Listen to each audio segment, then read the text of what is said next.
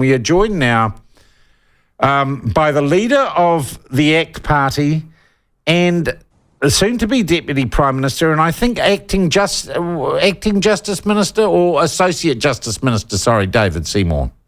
Associate Justice Minister. I'm the Associate Justice Minister for the purpose of putting together the Treaty Principles Bill. Right, okay. Were you aware, or when did you become aware of the changes published earlier this month to prosecution guidelines published by the Solicitor General? Well, only due to media coverage of it, which has been pretty limited, I think probably through David Farrer's blog. Okay, so Kiwi Blog alerted you a couple of days ago. Would you agree, and I do not want to put words in your... Well, no, let me not put words in your mouth. What is your view of the changes which suggest that prosecutors should consider, in particular, whether or not someone is Maori before deciding to proceed with the prosecution or how to proceed with the prosecution? Well, I'm no expert in these areas, but a plain reading of it completely contradicts the basic value of New Zealand, that no matter who you are and how you're born, you deserve equal rights and a fair shot at life.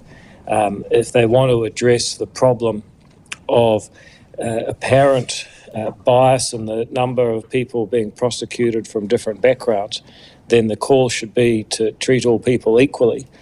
Whereas this appears to be a call to treat different people differently based on their ethnicity. Now, that we abhor that, we're opposed to it. The government has passed a cabinet circular, which is sort of the highest of the high edicts that a government can pass apart from legislation, and it says that we should be delivering services based on need, not race. That means on the characteristics of the person in the situation, not their ethnic background. Mm. But Una Jagos, the Solicitor General, has taken advice from a Maori charity that has Mark Solomon and former gang member Eugene Ryder on it. And she, in fact, when she released this policy, paid special tribute to them and to that charitable group for the work they did.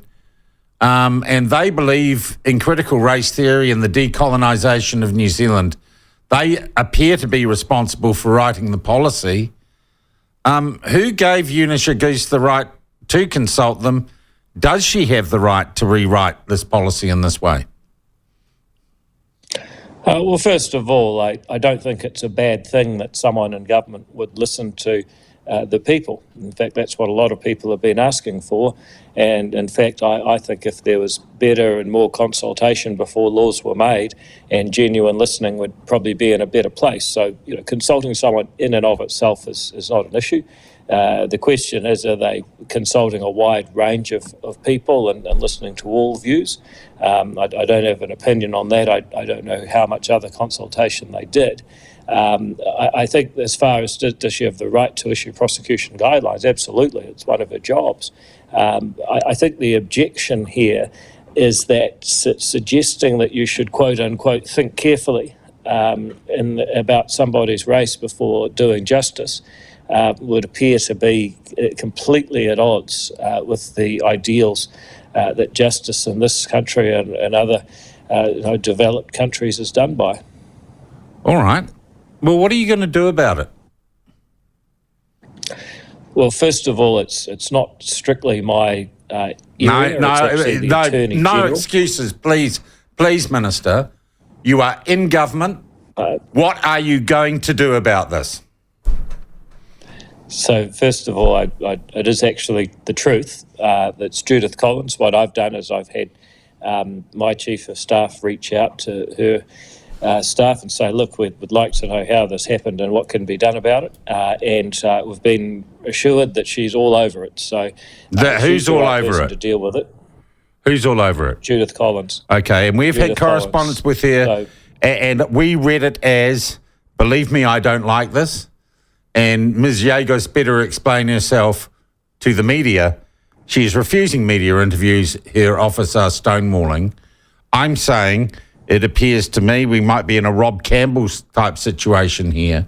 We have a rogue public servant who is going to stick by her adherence to decolonisation and critical race theory. So I come back to, and you can duck shove all you like and say it's Judith's thing.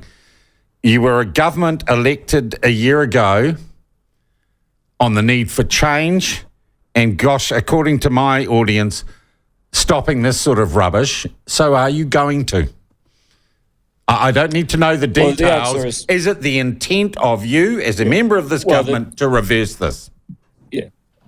Yeah. Well, the short answer is yes. I just make the point that you do actually have specific roles in the government. The Attorney General has this job, and she happens to be overseas. So let's just give her a chance. I agree. And I don't think we should assume that Judith Collins is not going to be effective. She's got a pretty long track record of being effective. All right then. Is this a high priority for you?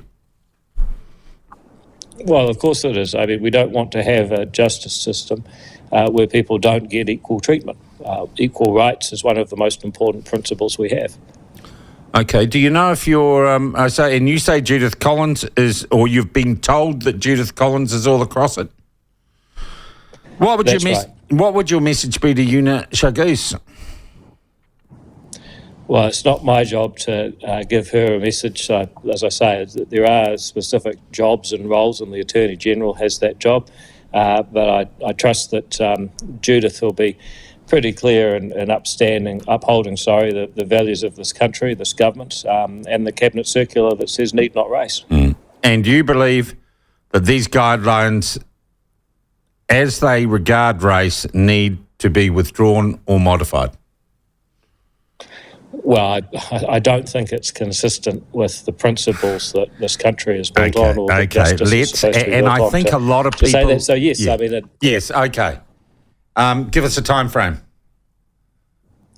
Well, again, Sean, I don't know exactly how it's going to go between Judith and the Solicitor General, but let's just let her do her job. I think it's fair to let her do her job, and she's now got a chance to do that.